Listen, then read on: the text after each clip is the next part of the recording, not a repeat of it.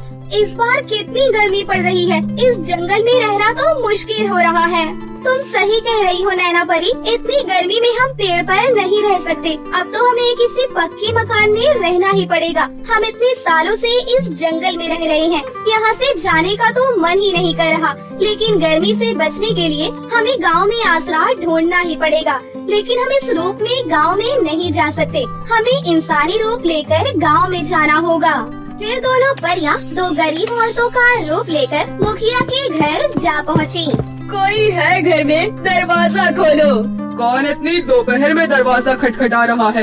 ये कहते हुए मुखिया मोहनदास ने दरवाजा खोला। कौन हो तुम और क्या चाहिए? हम बहुत दूर से आए हैं और इतनी गर्मी में रास्ता भटक गए हैं। क्या हमें यहाँ आसरा मिल सकता है? मेरा घर कोई धर्मशाला नहीं है, न जान न पहचान, न जाने कहां से मुंह उठाकर चले आते हैं। चले जाओ यहाँ से। इतना कहकर मुखिया ने दरवाजा बंद कर दिया। देखा तुमने कितना घमंड है गांव के मुखिया को। हम दोनों को मुसीबत में देखकर भी मुखिया ने इतने बड़े घर में इतनी गर्मी में हमें थोड़ी सी भी जगह नहीं दी। याद है तुम्हें, एक दिन मुखिया की बेटी खेलते खेलते नदी में गिर गई थी। उस वक्त हमने ही बचाया था मुखिया की बेटी को। वो दोनों बात कर ही रही थी कि तभी पीछे से किसी ने उन्हें आवाज दी। सुनिए, मैं एक नौकरानी हूँ, मैं मुखिया के घर में काम करती हूँ। आप इस चिलचिलाती हुई गर्मी में कहाँ जाएंगी? अगर आपको बुरा न लगे तो मैं एक बात कहूँ, आप दोनों चाहो तो मेरी झोपड़ी में चलकर रह सकती हैं। बस कुछ ही दूरी पर मेरी झोपड़ी है। हाँ हाँ, क्यों नहीं। हमें न जानते हुए भी इतनी गर्मी में तुम हमें अपनी झोपड़ी में रहने की जगह दे रही हो। इससे अच्छी बात और क्या हो सकती है? इतना कहकर दोनों परियां पारुल के साथ चल देती हैं। आइए अंदर, ये मेरी छोटी सी झोपड़ी है। आप बैठिए, मैं आपके लिए कुछ खाने के लिए लाती हूँ। तुम्हारा बहुत बहुत धन्यवाद बेटी। और अगर तुम हमें न मिलती तो पता नहीं हमारा इतनी गर्मी में न जाने क्या हाल होता। इसमें धन्यवाद कैसा? मेरे माँ बाबा ने सिखाया है कि हमेशा हमें दूसरों की मदद करनी चाहिए और वही मैंने किया। अच्छा, आप दोनों बैठिए, मैं अभी आई। ऐसा कहकर पारुल रसोई में गई। वहीं दोनों परियां आपस में बातें करने लगी। ये लड़की कितनी अच्छी है, इसने हमें इतनी गर्मी में अपने घर में रहने की जगह दी। और तो और वो गांव का मुखिया सिर्फ नाम का ही मुखिया है।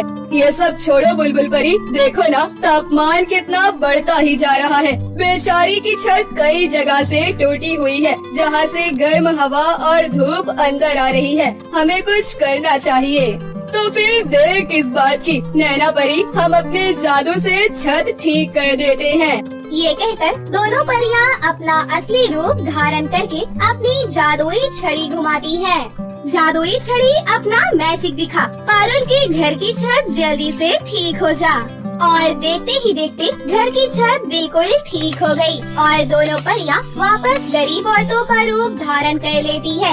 इतने में पारुल रसोई से बाहर निकली और बोली, माफ करना मुझ जैसे गरीब के घर आप दोनों को खिलाने के लिए सूखी रोटी और प्याज है। आप दोनों मेरे मेहमान हो और मेरे पास आप लोगों को अच्छा खिलाने के लिए कुछ भी नहीं है। कोई बात नहीं बेटी, तुम ऐसा मत कहो। तुम हमारे लिए जो कुछ भी लाई हो, सच में ये बहुत ही स्वादिष्ट है। लाओ, तुम भी हमारे साथ बैठकर खाओ बेटी। फिर पारुल और दोनों परियां एक साथ बैठकर सूखी रोटी और प्याज बड़े आनंद से खाने लगी। तभी बुलबुल परी बोली, बेटी खाना तो बहुत ही अच्छा है। मेरे घर में आपको यही खाने को मिलेगा। मैं ज्यादा पैसे नहीं कमा पाती हूँ। क्यों, मुखिया तुम्हें ज्यादा पैसे नहीं देता क्या? तुम तो वहाँ दिन रात काम करती हो ना। काम करती तो हूँ, लेकिन वो बाकी पैसे ब्याज में काट लेते हैं, क्योंकि मैंने माँ बाबा के इलाज के लिए 1 साल पहले ही मुखिया से कर्जा लिया था, जो आज तक मैं चुका नहीं पाई। माँ बाबा तो रहे नहीं और न ही मैं मुखिया जी का कर्जा उतार पाई। पारुल की दुख भरी कहानी सुनकर दोनों परियों को उस पर दया आ गई। तुम चिंता मत करो बेटी, ऊपर वाले ने चाहा तो सब कुछ ठीक हो जाएगा। चलिए, आप दोनों चारपाई पर सो जाइए, मैं आपके लिए बिस्तर लगा देती हूँ। ऐसा कहकर पारुल ने दोनों परियों के लिए बिस्तर तैयार किया और खुद जमीन पर फटी चादर ओढ़कर सो गई। लेकिन सुबह होते ही पारुल के उठने से पहले दोनों परियां आपस में बातें करते हुए बोली। बुलबुल, बेचारी पारुल ने हमारी इतनी गर्मी में कितनी सेवा की। हमें चारपाई पर सुलाकर खुद जमीन पर सो गई। हमें इसके लिए कुछ करना चाहिए ताकि इसके जीवन की सारी परेशानियां दूर हो जाएं।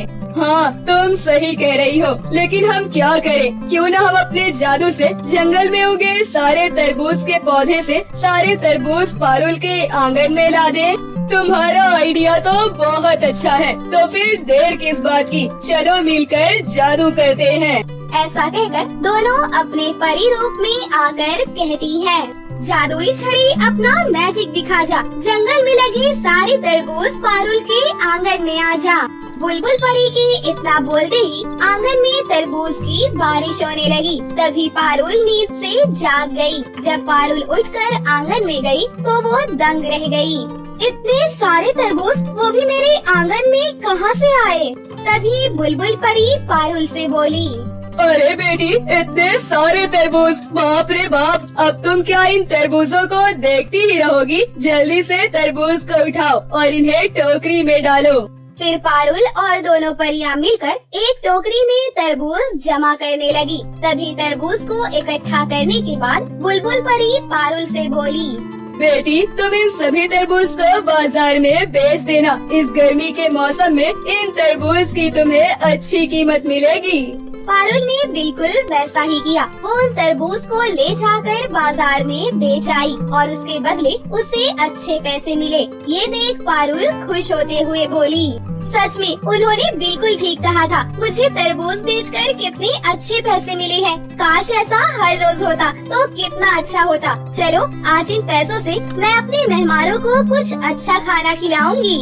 पारुल उन पैसों से बाजार से राशन लेकर घर पहुंची। पारुल को इतना खुश देखकर दोनों परियां मन ही मन बहुत खुश हो रही थी।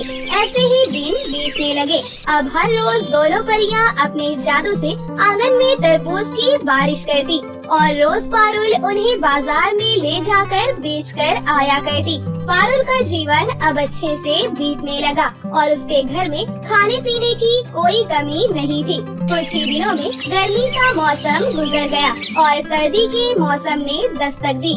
फिर एक दिन बुलबुल परी पारुल से बोली, पारुल बेटी, तुमने हमारी बहुत अच्छे से सेवा की। अब हमारे जाने का समय आ गया है। अब हमें जाना होगा, लेकिन जाने से पहले हम तुम्हें कुछ उपहार देना चाहते हैं। पारुल बेटी, तुम अपने आंगन में एक छोटा सा बगीचा बनाओ और जो एक तरबूज तुम्हारी टोकरी में बचा है, तुम उस तरबूज को बगीचे में गाड़ देना। फिर देखना, तुम्हारा बगीचा ढेर सारे तरबूज के पौधों से भर जाएगा। फिर उन तरबूज को बेचकर तुम अपना खुद का तरबूज का व्यापार कर सकती हो और तुम्हें मुखिया के घर नौकरी भी नहीं करनी पड़ेगी।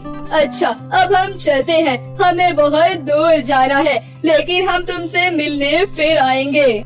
ये कहकर दोनों परियां वहाँ से चली गयीं और जंगल पहुंचकर अपने असली रूप में वापस आ गयी। वहीं दूसरी ओर पारुल ने उनके कहे अनुसार अपने आंगन में बचा हुआ तरबूज गाड़ दिया। फिर अगली सुबह उसने उठकर उस आंगन में देखा तो वो हैरान रह गयी।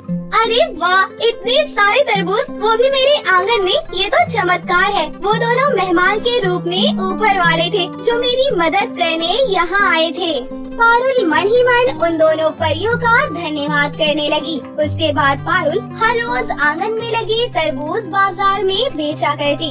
लेकिन हैरानी की बात ये थी कि आंगन में लगे तरबूज के पेड़ से कभी भी तरबूज खत्म ही नहीं होते थे। अब पारुल धीरे धीरे बहुत ज्यादा अमीर हो गई और उसने मुखिया से लिया हुआ सारा कर्ज भी उतार दिया। अब पारुल खुशी से अपना जीवन बिता रही थी, लेकिन उसकी ये खुशी मुखिया मोहनदास से देखी नहीं गई और उसने तरबूज के पेड़ से भरे बगीचे को अपने कब्जे में करने की सोची। फिर मुखिया एक रात दबे पांव पारुल के घर पहुंचा।